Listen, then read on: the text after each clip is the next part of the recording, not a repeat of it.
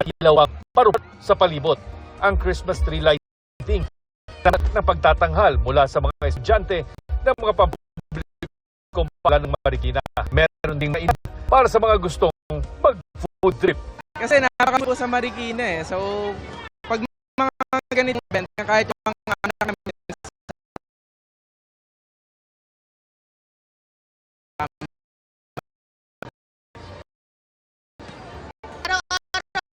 dito sa Marikina. Bali na ano lang po namin na nakita ko lang po na may gatong event.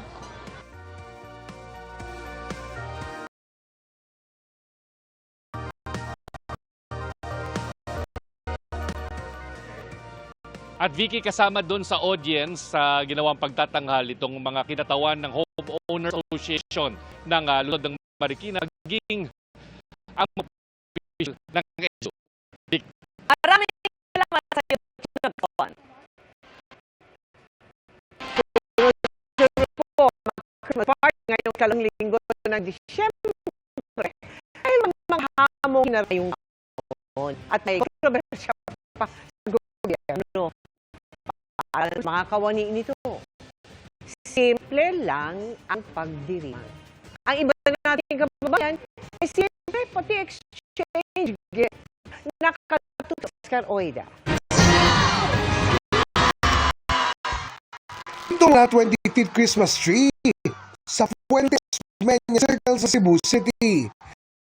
Simbolo ng pag-asa para sa bundo na ginawa ang sunod-sunod tulad ng bago at lindol.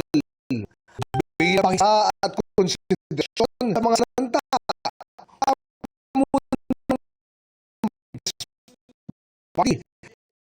Para nila ng mga empleyado sa CLU magiging pwede pa daw ang sibing sa ng mga departamento para matiing buhay ang dilang po.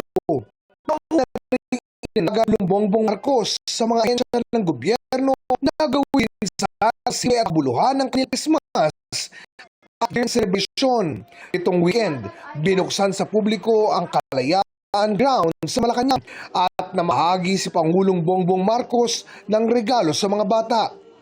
Pag-alala raw ito sa tunay na diwa ng Pasko.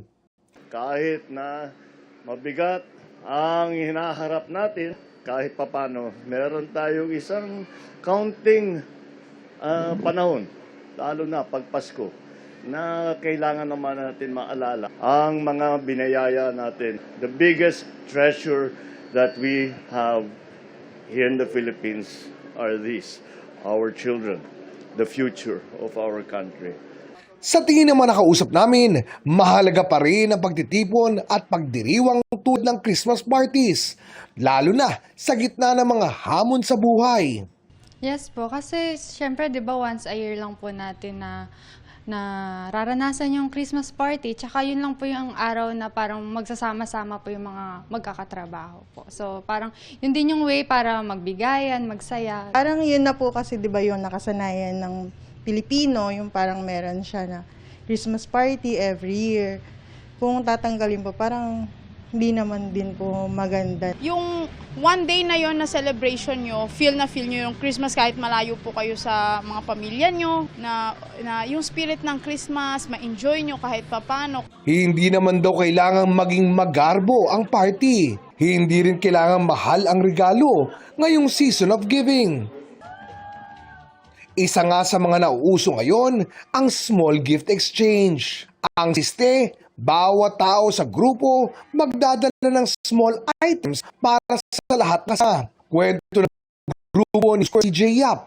Mas na-excite sila dito kesa sa traditional na exchange gift. Maganda rin daw na nakakuha sila ng hindi lang isang regalo na magagamit daw nila sa pang-araw-araw.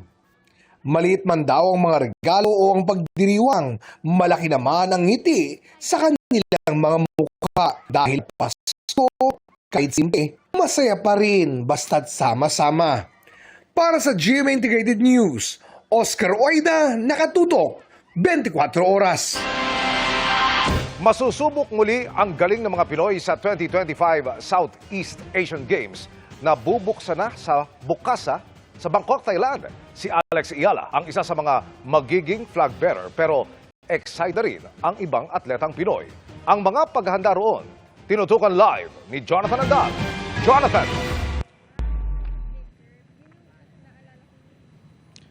Emil, Sawadikrap mula rito sa Bangkok. Andito ako ngayon sa Rajamangala National Stadium. Dito po gaganapin bukas yung opening ceremony at yung parada ng mga atletang kalahok sa 2025 SEA Games. Meron na kayo manasayan. Sabik na ang Olympic medalist at boksingerong si Yumir Marshall sa pagparada niya at iba pang atletang Pilipino sa opening ceremony ng Southeast Asian o SEA Games dito sa Bangkok, Thailand. Excited po na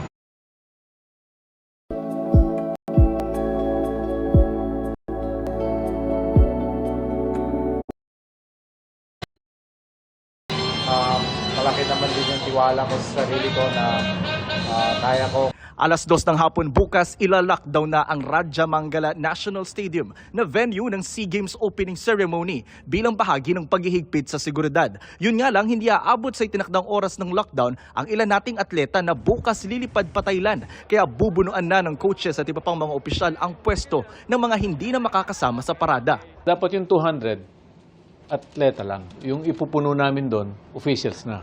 Kaya baka sabihin nyo, bakit may official? Yan na naman, pumarada na naman mga officials, di ba?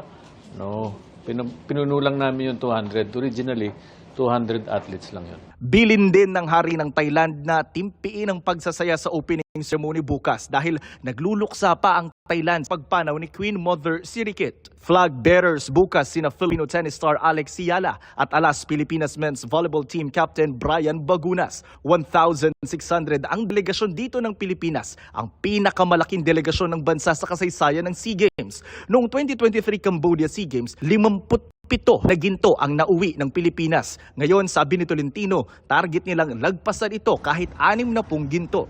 Sa ilalim ng batas, 300,000 pesos sa gold, 150,000 sa silver at 60,000 pesos sa bronze medal.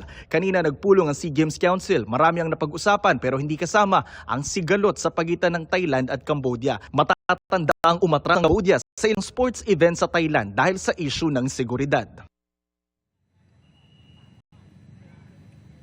Emil, ang sabi ni Abraham Bumble Tolentino, yung mga flag bearers natin, si Alex Iyala ngayong araw ay naasahan dumating. Bukas naman si Brian Bagunas. Yung munang latest mula rito sa Bangkok, Thailand. Ako po si Jonathan Dahl ng GMA Integrated News at ng POC Media na nakatutok 24 oras. Maraming salamat, Jonathan Andal. Naghahasik ng lagim ang bagong character ni Tom Rodriguez sa Sangre pero hindi daw in real life.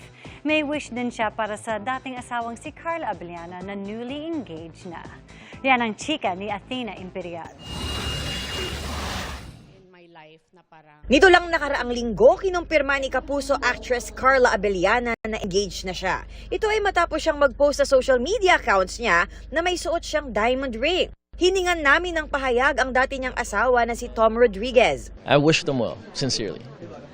I wish them well. I'm glad everyone is moving on and has moved on. Sa sidelines naman ng isang grand Christmas parade, sinubukan namin kunin ang reaksyon ni Carla sa pahayag ni Tom. Ayoko yan. Oo. Si 5 years ago na yan. Ang luma naman niya. Hindi naman ikinaila ni Tom na naging madali ang pagpapawalang bisa ng kanilang kasal ni Carla dahil US citizen si Tom. Nag-asawa at nagkaanak na rin siya at bumuo ng sarili niyang buhay. Sa ngayon, abala si Tom in his villain era bilang si Gargan sa Encantadia Chronicles Sangre.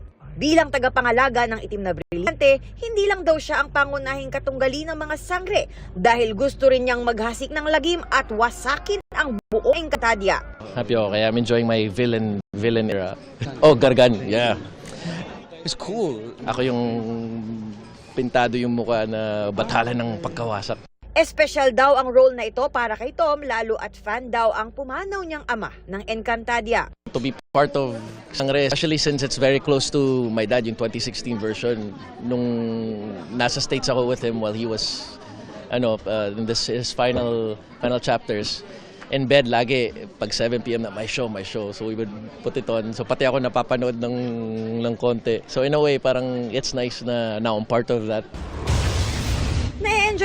Tomang pagganap kay Gargan, lalo at namiss niya ang pagtulong-tulong sa likod ng produksyon. Our work is collaborative. Yun yung ang saya at saka nakakamiss talaga na pagpunta mo sa set, parang kinukumpul yung laruan yung lahat and you guys play and everything informs parang my character eh. Kasi yun nga, you don't know where it's gonna go ultimately. Athena Imperial updated sa Showbiz Happenings. At pahabol na chikan tayo para updated sa Showbiz Happenings. Full support si Daddy Ding Dong Dante sa running era ng kanyang bunsong si Sixto. Present din sa race ang iba pang kapuso stars tulad nina Vince Maristella, Faith Da Silva at Barbie Fortesa. At si Barbie, very proud ding 10K finisher sa kabila ng injury. Officially engaged na si Marian Osabel. Shinare ng The Clash Season 4 Grand Champion ang balita sa kanyang Instagram na witness ng kanilang pamilya ang mismong engagement.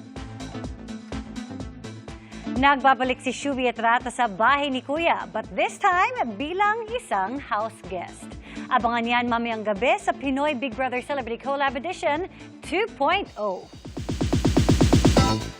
At yan ang mga buwan naman kong chika this Monday night. Ako po si Iya Adeliano. Miss Mel, Miss Vicky, and me. Thank you, Iya. Salamat sa iyo, Iya. Thank you, Iya. At yan ang mga balita ngayong Lunes. Mga kapuso, 17 araw na lang Pasko na. Ako po si Mel Tiangco. Ako naman po, si Vicky Morales, para sa mas malaking misyon. Para sa mas malawak na paglilingkod sa bayan, ako po si Emil Sumangil. Mula sa GMA Integrated News, ang News Authority ng Pilipino. Nakatuto kami 24 oras.